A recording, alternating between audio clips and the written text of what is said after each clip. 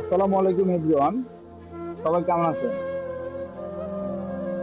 তো আজকে টপিক হচ্ছে যারা সিঙ্গাপুর আসতে যাচ্ছেন ভাই, কারণ এখন সিঙ্গাপুরে আসতে প্রায় 14 থেকে 15 লাখ টাকা খরচ হয়।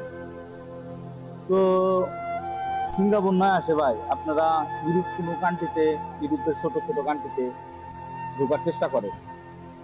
আমি মনে করি ওখানে গেলে আপনাদের ভালো হবে। 6 মাস 1 বছর যদি আপনাদের ওয়েটও করতে হয় তাও করেন, কারণ সিঙ্গাপুরে ভাই প্রচুর পরিশ্রম করতে হয় এখানে, ঠিক আছে? কিন্তু স্যালারির মানও এত ভালো না, এবং জীবন জীবন সেটেল করতে মানে অনেকটা পরিশ্রম করতে হয়, অনেকটা সময় লাগে। তাই আপনাদের উদ্দেশ্য একটা কথা বলি, আপনারা সিঙ্গাপুর না এসে ভাই যদি পারেন ইউরোপের কোনো কান্ট্রিতে ঢুকে যান। ঠিক আছে, আল্লাহ হাফেজ, ভালো থাকবেন।